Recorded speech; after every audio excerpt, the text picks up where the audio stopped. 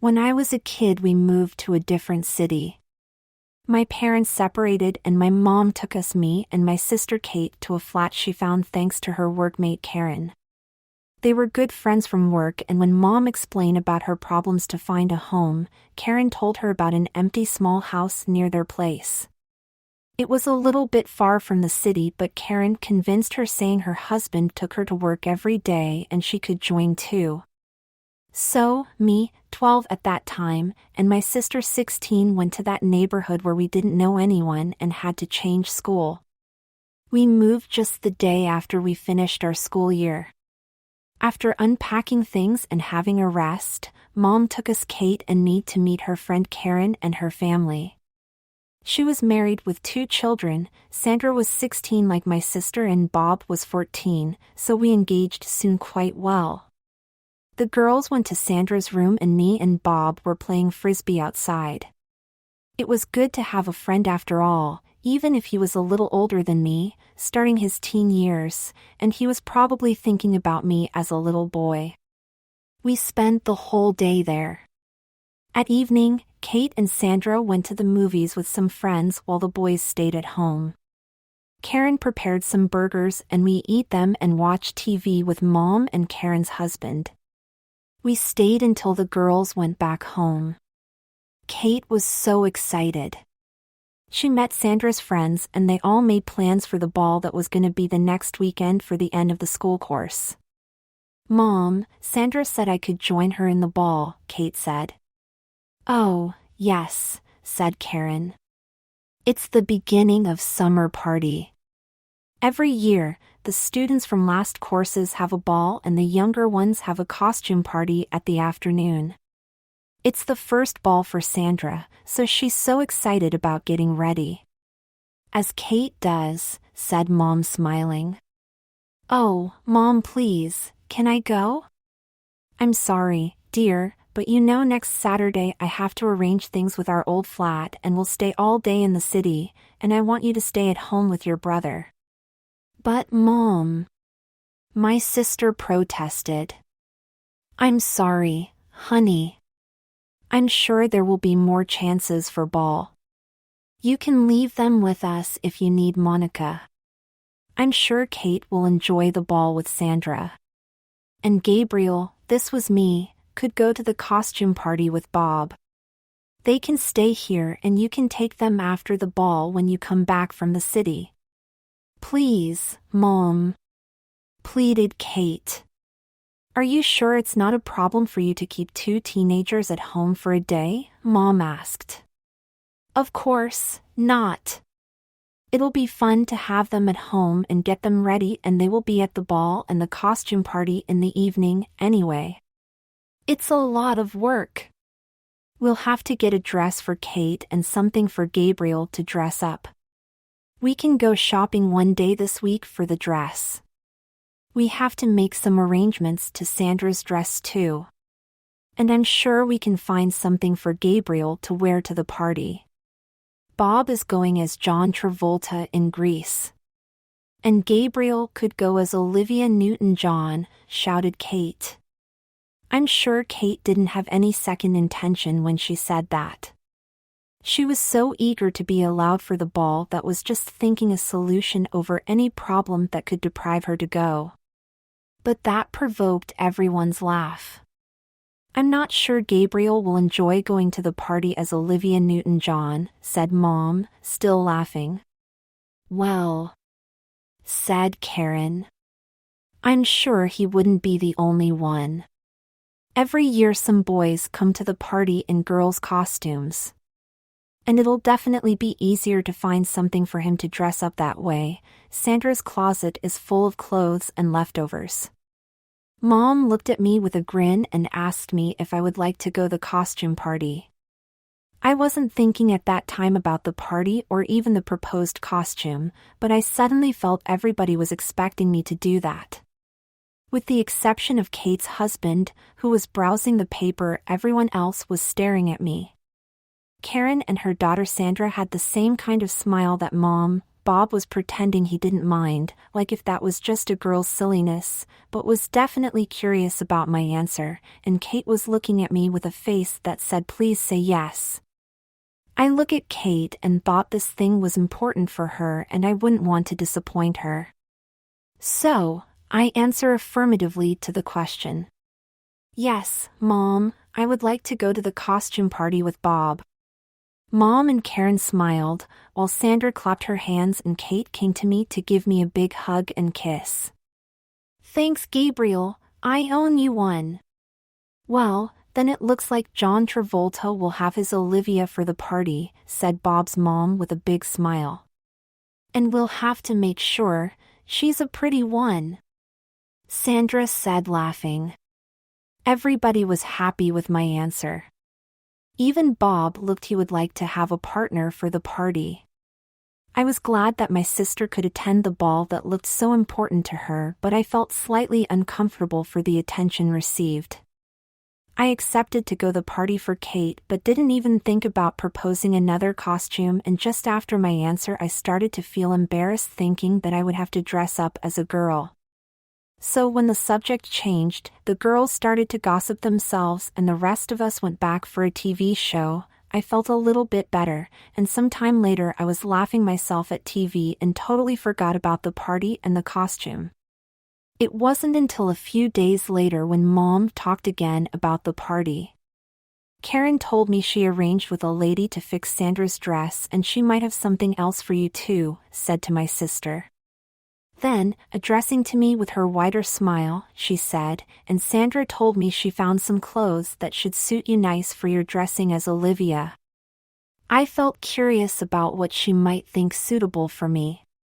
Grease was released the year before and I remembered Olivia Newton-John in both looks, the good girl with a classic dress from the beginning of the film and the black leather tight outfit at the end. Then, the simple image in my mind of me going out with a dress embarrassed me again, and I think my face got red with the thought as Mom asked if I was okay. We went that afternoon to Karen's place. Karen was gonna get the girls to the tailor, but before that she wanted me to check what Sandra have prepared for me. I was really curious and probably afraid, thinking again of me going out with a dress, so when Sandra said she had some black leather pants and a jacket I could use I feel relieved. She brought me to her room. The pants and jacket were over the bed and she asked me to try them on. I was used to change in front of my sister, who was at the time at the room, but felt ashamed of taking off my pants in front of Sandra. Kate understood and politely asked Sandra for both of them to wait outside until I got changed. When they left, I took my pants off and put the ones Sandra had left for me. I noticed then a strange feeling. The pants were so tight that I could hardly pull them up until my waist. I even had some difficulties to button them. I finally did it and then put the jacket over my shirt and got out of the room. As I was walking I felt the pants stick to my legs and so tight to my crotch that I could feel my penis moving around the central seam as I made my steps. Wow. I knew they were gonna look great on you, Gabriel, said Sandra. And they make you a nice bum. Kate laughed at her comment and took my arm to look on my back. Yes, you only need a wig and you could really look like a girl, my sister said. From the moment I put the trousers, I didn't think I was wearing girls' stuff, even as tight as they were against my legs. But Kate's comment bring me to the reality. I really was wearing girl stuff and she just said I really could look like a girl.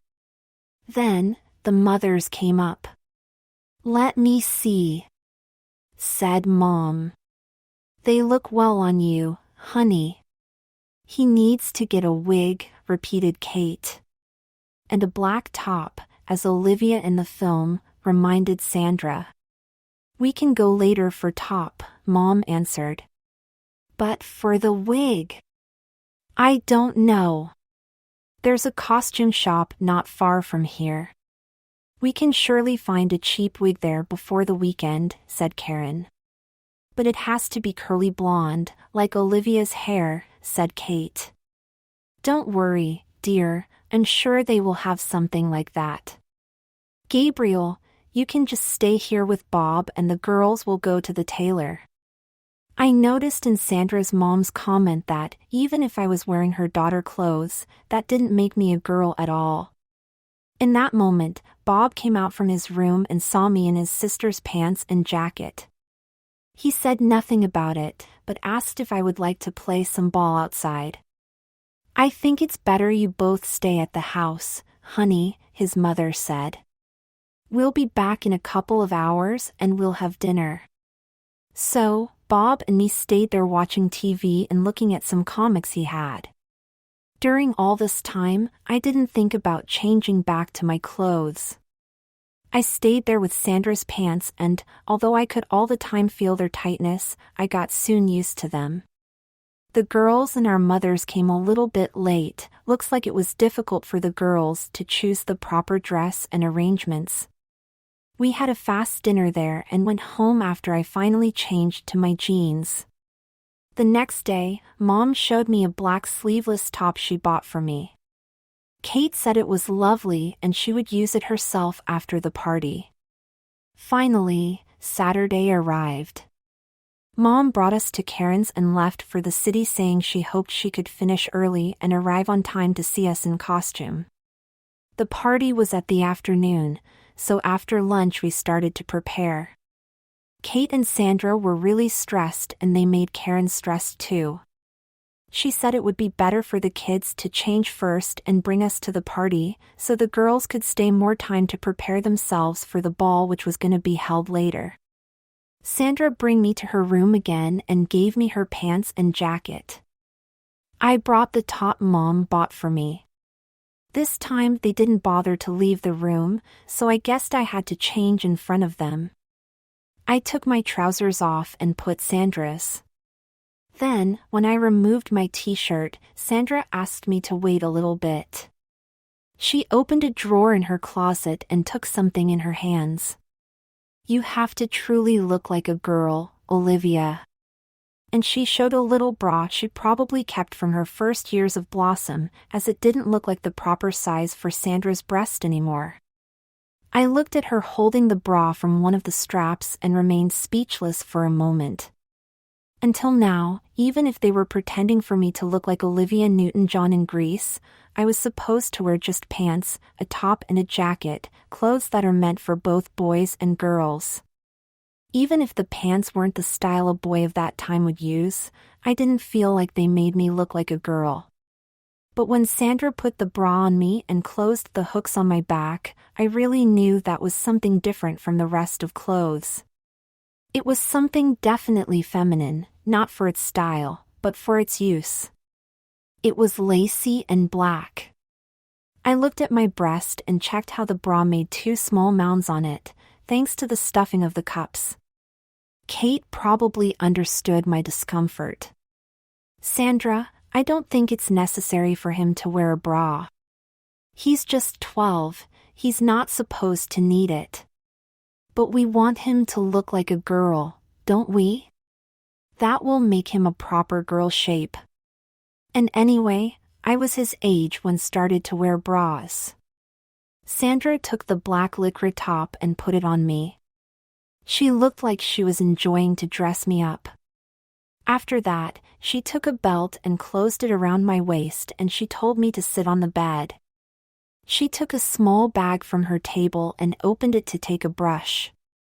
She put some powder on it and brushed my cheeks. After that, she took a red lipstick and paint my lips. Kate was looking at us without opening her mouth at all. I surely looked a little bit frightened, as didn't say a word during the process. When she finished, she opened her closet and took a plastic bag from which she took a wig. We went yesterday for it, it's nothing really great but the most similar we could find, she said as she showed a photo of the film from a magazine where Olivia Newton-John was posing in her femme fatale black look. She put the wig on my head and styled a little bit. Then, she clipped a pair of rings on my ears and gave me a pair of shoes that looked like new. They were shiny black. As I was finding out how to close their straps, she just helped me and closed them for me. "You're done, Olivia. Take a look." She opened the door of her closet where it was a full-size mirror, and I looked at it with open mouth. I couldn't recognize myself. I remember when, 3 days before, I wore the pants and the jacket and, basically, I was wearing the same. Only that now, I felt the straps of a bra against my back that made me small boobs. This, with the wig and my red lips, made something totally different from what I was thinking I'd look as Olivia. "Come on, let's go down for everybody to see you." I went down the stairs while Sandra was shouting everybody to see me. "Oh, my God! You look so pretty." Karen smiled while she put her hands in her cheeks. "I knew you were gonna look good." Bob appeared in that moment. He was wearing black pants and t-shirt like me, but his were definitely different from mine. His trousers were black jeans. His mom made his hair as a rocker, just as Travolta in the film. "Honey, you look both so good," said his mom. "Come together to see you." Bob came next to me. "You make a good couple," said his sister, and everybody laughed. Karen took a camera and asked us for a picture to show to my mother in case she couldn't arrive on time. We were looking indifferently to the camera. Sandra said, "Hold her hand, Bob." At the moment, I realized she was treating me like a girl. But it looked like she wasn't the only one to have this illusion. When Karen took a couple of pictures of us together while Bob was holding my hand, my sister asked Karen to have a picture of myself alone. "I want to have a memory of the day you were a girl," she said with an open smile. I was a little bit confused with all the attention I was receiving. I moved apart for the photograph but must look serious as Karen said, "Smile, dear, you look great, like a true movie star." That made me smile and I relaxed a bit. "Pose for the camera, darling, we're making you a star," she told me. "Put your hand on your hip, your head, back, no. Take off your jacket and hold it at your back, move your leg behind, that's perfect. Just like the real Olivia." As I was following her instructions, the camera was flashing several times. With all her comments, the situation started to be funny. I was feeling more into the role. "That's great, Olivia. You're ready for the party. James, why you don't get Bob and Olivia to the party while me help the other girls for their ball?" James was Sandra and Bob's father. He was around but not paying really attention to the general excitement of the costume party and the ball. He lazily said something and started to move to us. "Wow, I thought I had to bring 2 lads to the party, not a couple. Who is your girlfriend, Bob?" Everybody laughed. While Karen was driving her husband apart to explain things, Kate came to me and hugged me. "You look wonderful, Gabriel. Thanks a lot for the help. Hope you enjoy the party. Bob will help you to make new friends. Have fun." And then, she gave me a kiss. Then, addressing to Bob, she said, "And you better take good care of your Olivia, Bob," while she winked her eye. Bob's dad bring us to the party which was held at the school. Arriving there, we went down the car and meet many other parents who were leaving their kids, all of them dressed up. Bob's dad say hi to some of the parents. Then, one woman came to salute us. "Hi, James." "And hi, Bob. How you doing? You look really like Travolta. Oh, and you even came with your girl. Who's this pretty lady, Bob?" "He's the son of a friend of us," said James. "They just arrived in town and will start the school here for next course." Oh, my, the woman said in surprise. Are you a boy? Sorry, darling, you really look good as a girl. Your mom did a good job, she said while she was touching my cheek and wig. This is my daughter Linda, who studies at the same class than Bob. What's your name, honey? Gabriel. I think he's Olivia for today, said Bob's dad. Linda, this is Gabriel, who is? Olivia for today, told her while looking at me. He will start school here next course. Be nice and introduce him to your friends. Linda was a beautiful girl. She was 13 or 14 years old. She was dressed up as a mermaid. After being made up myself by Sandra, I was looking at her face and took attention of the many colors that showed her makeup. She even had shiny purpurine around her cheeks and lips. I thought that as strange as it felt when Sandra put powder and lipstick on me, how it could have been if I had had a makeup like Linda's. The parents said goodbye and we went together with the rest of the kids. As Bob was chatting with his fellows, Linda introduced me to other girls. They were all very nice and made compliments about my look. Did your mom made you up? You even wear a bra. Do you like dressing up as a girl? Did you do it before? I explained how all the situation was about and how I finished dressed up as Olivia Newton-John, and they thought it was very cute of me to do this for my sister. As Karen said, there were some other boys dressed up as a girls.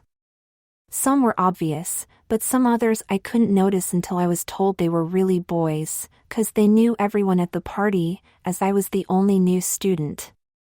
There was one boy as Alice in Wonderland. I heard whistles and laughs when he arrived and he looked shy. One boy and a girl switched roles and dressed as others' gender. The girl looked pretty convincing as a boy, with even some fake face hair. There were also a couple of cheerleader boys and a princess. The role reversal couple at some point, a lady who I later learnt was a teacher of the school and who was making photographs of the party, proposed a picture with all the girls for the day, as she said. When Linda took my arm to put me in the picture, the teacher said the picture was only for boys dressed as girls. Linda explained to her, and, as her mother, she was surprised to know I was a boy. She then took our pictures where we were told again to try a feminine pose. The cheerleaders and the girl of the couple did their job, while the princess just held the long skirt of his dress with his hands to show it, and me and Alice stood quiet. I just tried to make a smile for the picture. I met Bob again after a while. He was with some other guys. One of them said, "So, is this your girlfriend, Bob?" "She's hot," referring to me. "Hi babe," he told me. I know he was just pretending to be funny amongst his buddies, but it made me feel uncomfortable. Linda came to rescue me. "Hey Pete, don't be annoying." I was just complimenting. "Sorry buddy, this is Pete." And he offered me to shake hands. The party was going on well. I was good around my new friends, but felt definitely more comfortable around the girls. They were nice and very chatty, making jokes about the boys and laughing at them sometimes. I too joined at the laughs. For some time, they really made me feel like one of their group. That wasn't the same with the guys, though. Probably, it wasn't the best introduction for me to be dressed as a girl. I saw the two cheerleader boys were amongst the guys, but they were probably pals from long time, as they were also laughing loudly, not very ladylike I must say. Alice boy was also with some guys, and the role reversal couple was in a mixed group and looked very funny as they were really taking their new role. The boy dressed as a girl was talking and walking and moving his hands in an overly effeminate way, as his couple was acting as a tough guy, spitting at the floor and grabbing her friend's breast or bottom in a funny rough way. At some point, the girls wanted to dance and some guys joined too. I was just having a Coke with Bob and his friends around when the Grease song started to sound. People get crazy as it was one of the most populars at the time, and one of the guys proposed me and Bob played our roles too as John Travolta and Olivia Newton-John. Obviously, everybody was suddenly looking at us and expecting to make a show. Nor me or Bob wanted such attention, but it seemed that nobody around was dancing this song if we didn't start before. People started to cheer and I was getting a little bit red when, suddenly, I received a big-ass push that sent me straight to Bob's arms, who just avoided me to fall onto the floor. I looked angry at my back to see who did it and saw Linda's big smile laughing and shouting, "Come on, Olivia." I couldn't get angry with Linda as she was very nice to me during all the party, but if there was a moment I really felt bad was that moment. Looking at Bob's face, still in his arms, with everybody cheering and expecting for us to dance together, I felt so exposed. Bob started to dance in a shy way. He wasn't a showman at all, obviously, and didn't like to be obliged to do it, but he was amongst his friends and simply had to. It was the part of the song when John Travolta is singing and I was standing in front of him, feeling deeply red and thinking I was about to cry in any moment. Then, it was Olivia's part of the song and I stood there. During all the afternoon, I was introduced to my new friends dressed as a girl. Some might think of me as a weird guy to be dressed like that. Some, mainly the girls, made me feel very nice. But all the time, I was just myself, dressed as a girl. I didn't pretend it in any moment to act like a girl, a part of when the teacher made the girls for the day picture and asked us for a feminine pose. Now, I was expected to take the girl role in a dance, a sensual one, where I was supposed to sexily seduce my friend Bob. I really couldn't move at all, until some hands grabbed mine from behind me. It was Linda again. It was she that drove me to my male partner of the dance, addressing my hands on his shoulders and pressing her body against mine, making me move like I was supposed to do. I tried to quit, but she didn't allow me, and, at the same time, Bob put his arms on my waist and pressed me against him. Everybody was laughing and clapping at the rhythm of the music, and, a moment later, everyone was dancing next to us as we were doing this threesome dance. But the weirdest thing was that, so disgusted and embarrassed as I was being dressed as a girl and obliged to dance like one with a boy, I noticed my already very tight pants were feeling even tighter between my legs. I was getting a full erection, which luckily, the tightness of my pants avoided to show. I wonder how it would have been if I wore a dress or a skirt.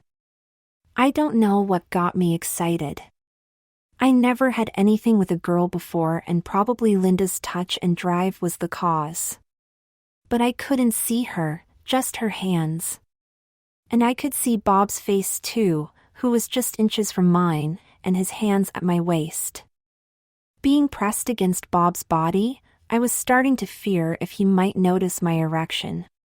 I tried to relax but couldn't avoid to think, he's probably noticing my erection, as I notice his.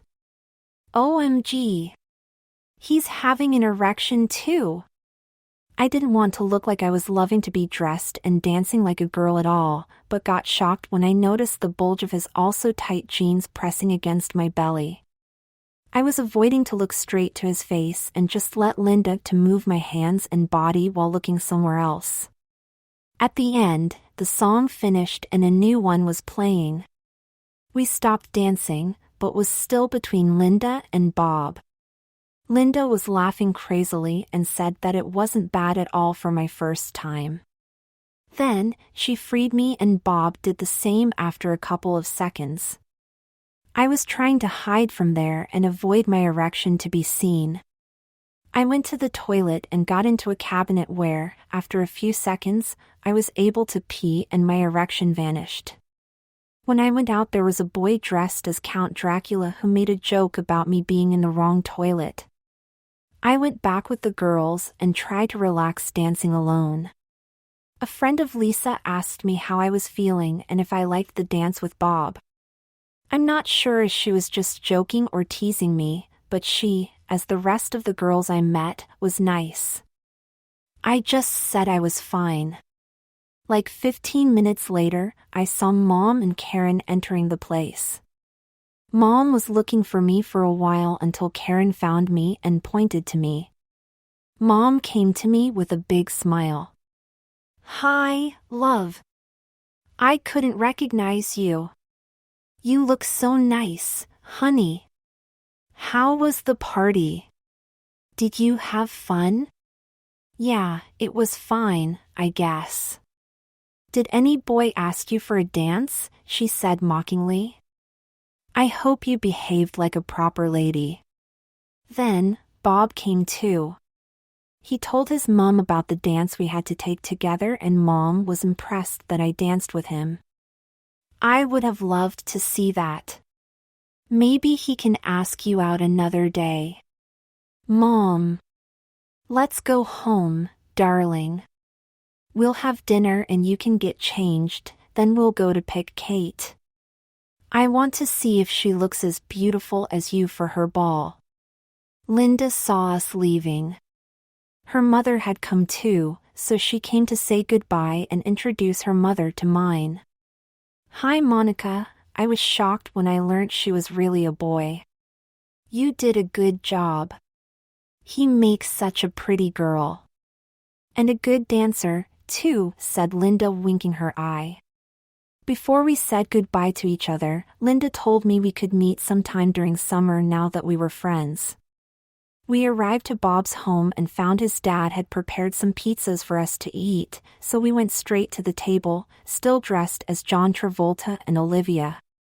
After the pizza, we sat at the sofa to watch TV. Mom was petting me and making comments like, "Your lips are still red, honey, it must be a good lipstick Sandra used on you, doesn't the bra straps are too tight? It's nice to have two daughters for a day."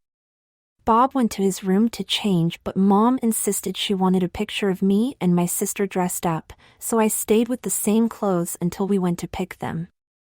That was how I was introduced to my new schoolmates and friends in a new city.